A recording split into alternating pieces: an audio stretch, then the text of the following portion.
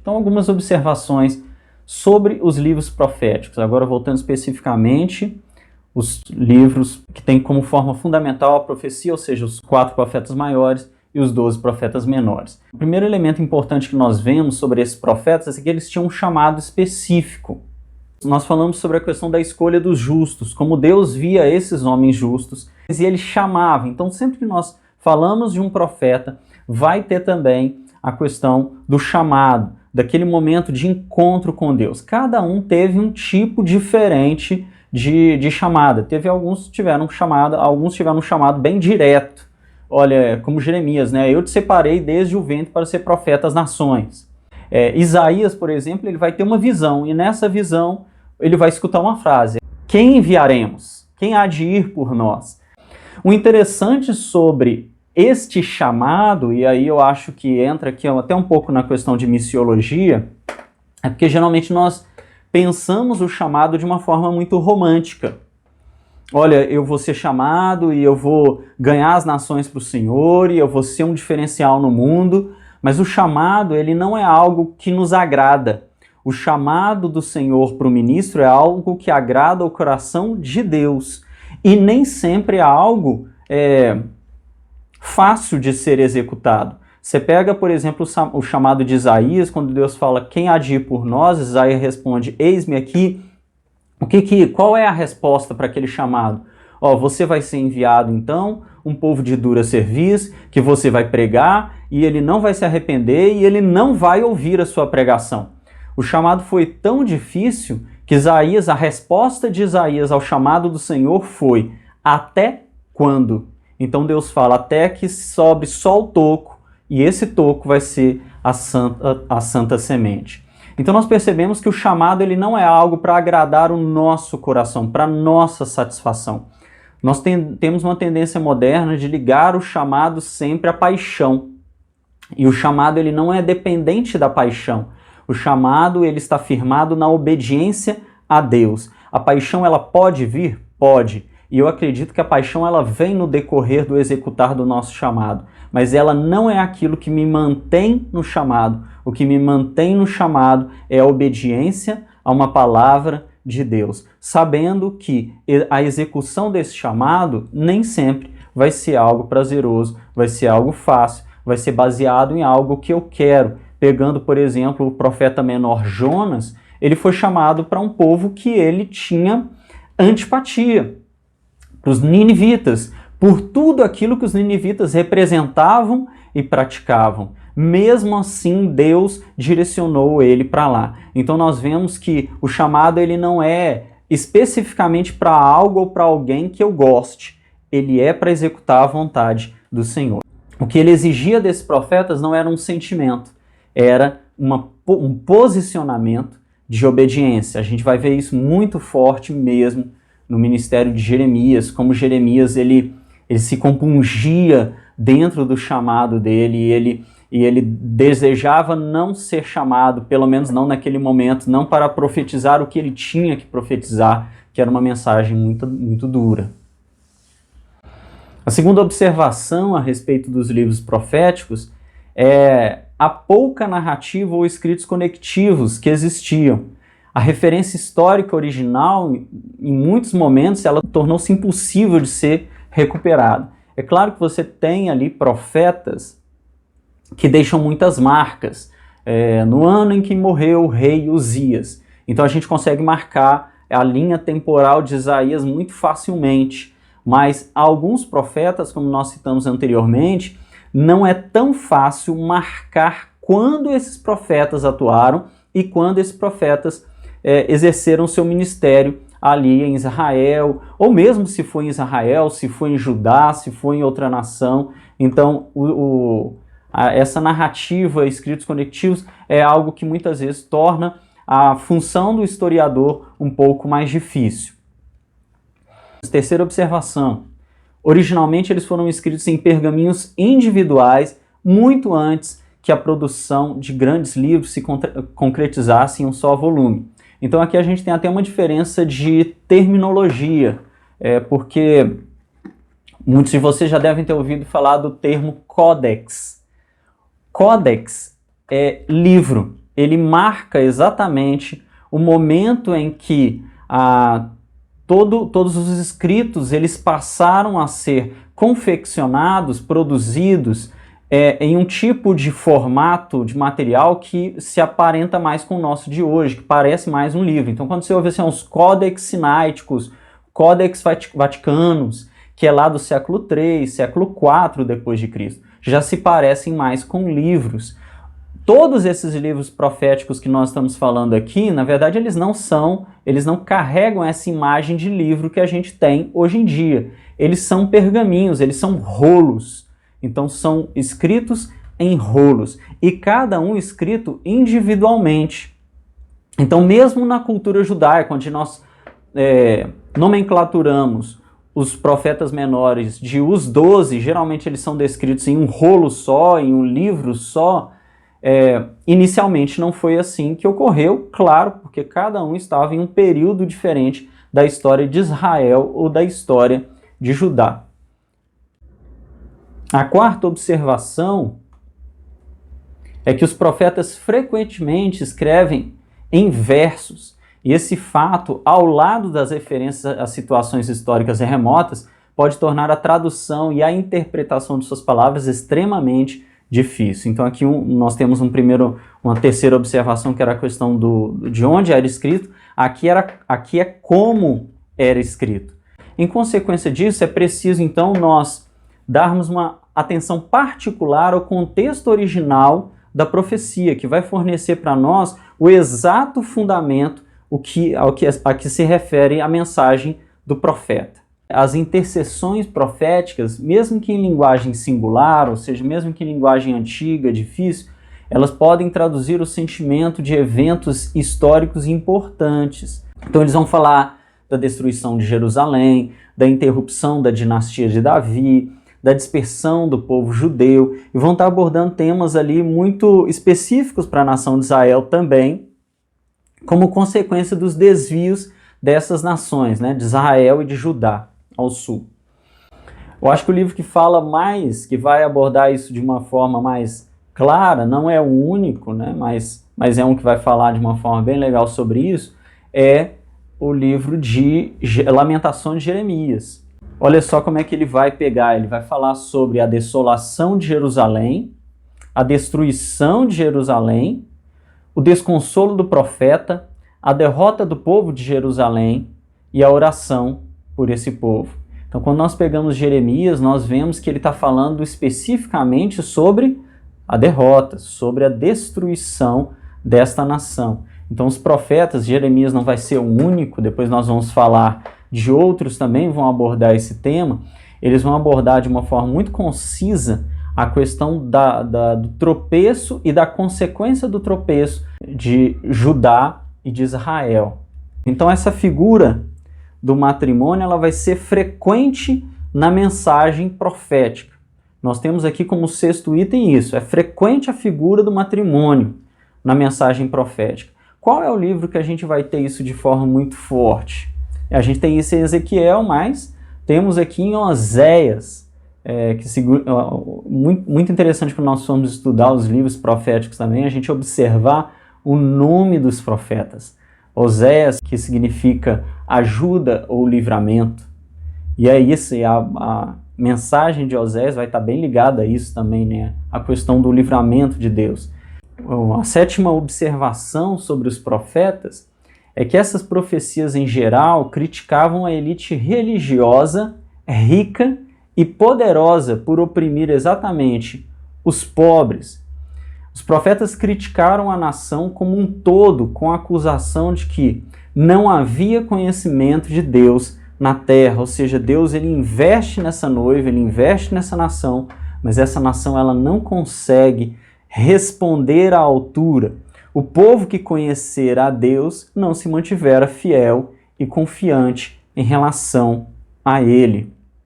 Uma oitava observação, que esses oráculos, essas profecias contra as nações, elas são discursos que denunciam os inimigos do povo de Deus e condenam os que cometem tais pecados.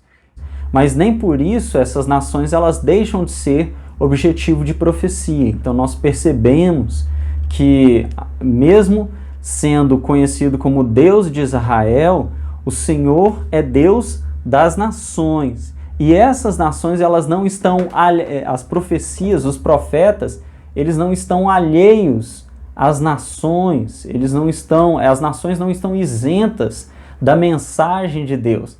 Jeremias também vai ser um dos profetas que vai abordar isso de forma muito firme. Você vai ver que Jeremias, ele vai falar durante o seu ministério, no livro ali de Jeremias mesmo. Nós vamos dividir ele sobre o chamado e comissão de Jeremias, lembrando, né, todo profeta ele tem um chamado específico, uma chamada específica.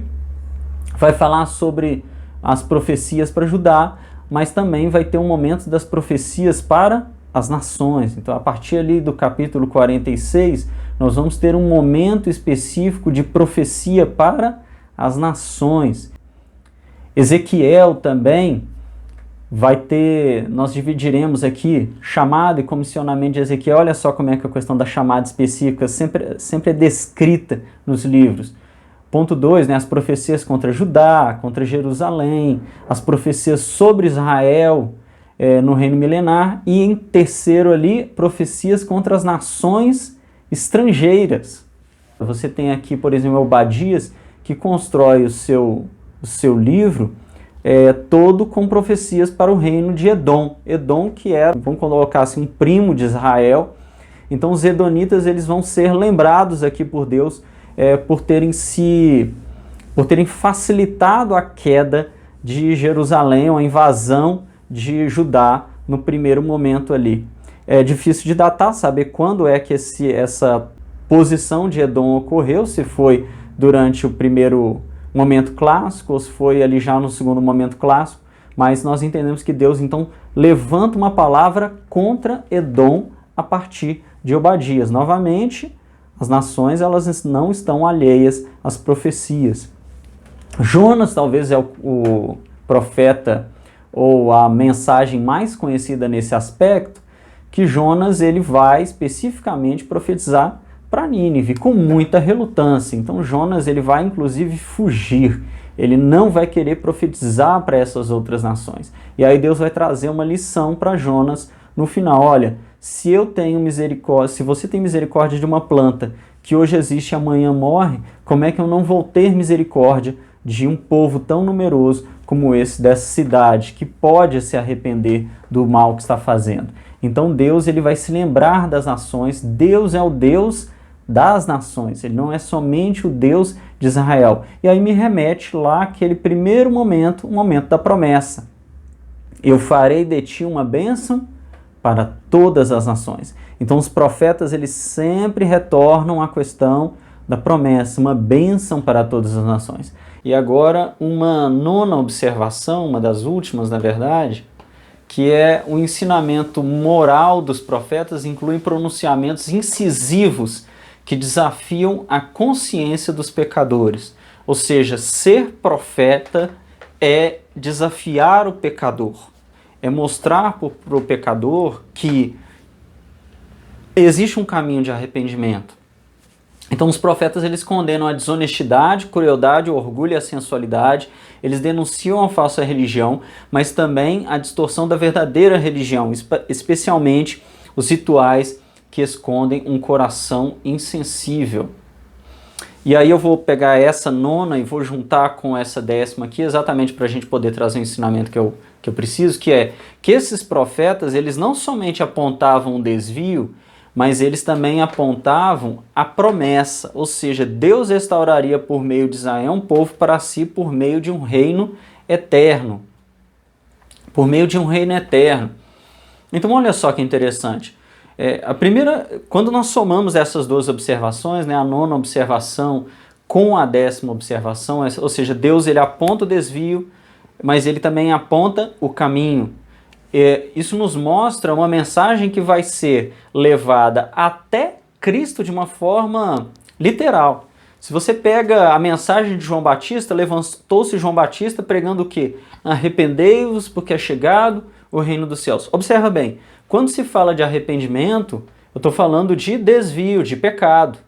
E quando eu falo de reino dos céus, eu estou falando de oportunidade. E João vai trazer essa mensagem. Essa mensagem que João traz é a síntese dos profetas que vieram antes dele. Aí você pergunta, isso ficou com Jesus? Não, gente. Quando a gente fala de evangelismo, a mensagem evangelística é uma mensagem profética. É uma mensagem que sempre vai trazer arrependimento e oportunidade. Não tem como eu pregar o evangelho e omitir o pecado. Por isso que João vai dizer, aquele que diz não ter pecado faz de Deus mentiroso. Está dizendo que Deus está mentindo.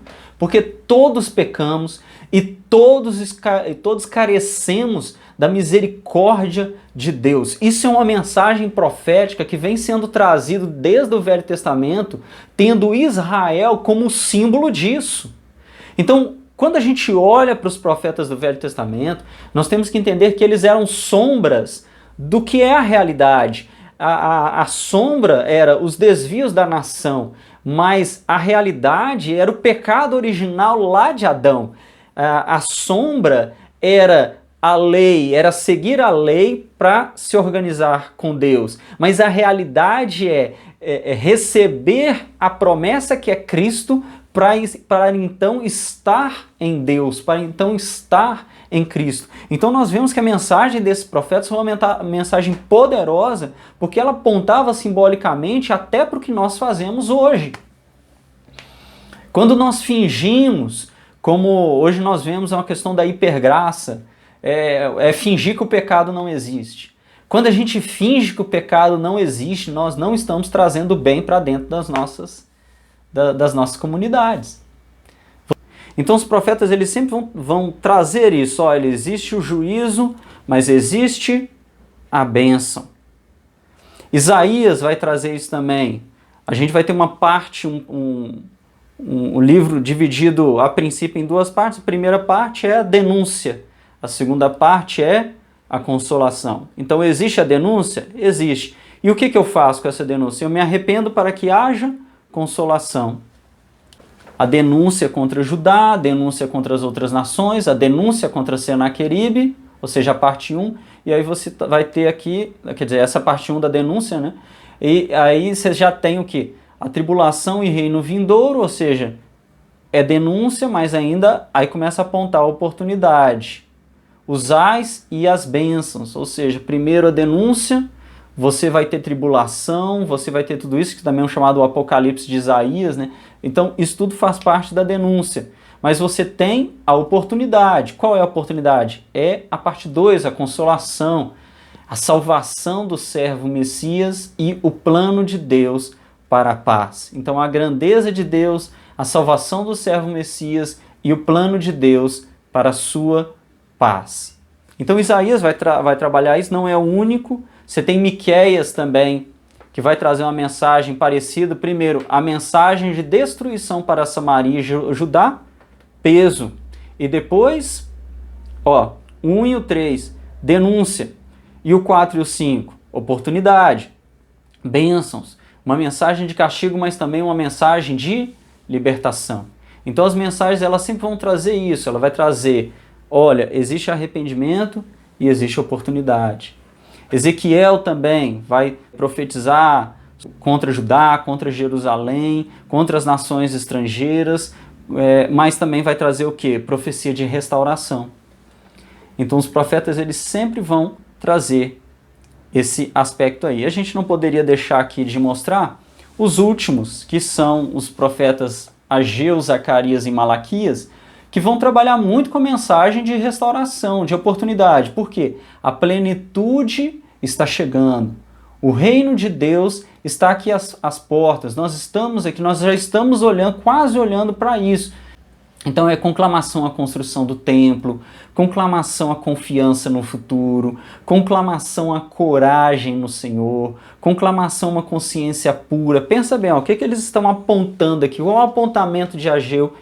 A oportunidade, ela está aí, o reino de Deus está quase aqui. Malaquias também, qual vai ser a mensagem? Tem queixa, tem condenação, mas também tem compaixão. Deus pode se compadecer do nosso pecado. Não que seria restaurado da forma como era antes, porque Deus tinha algo muito melhor.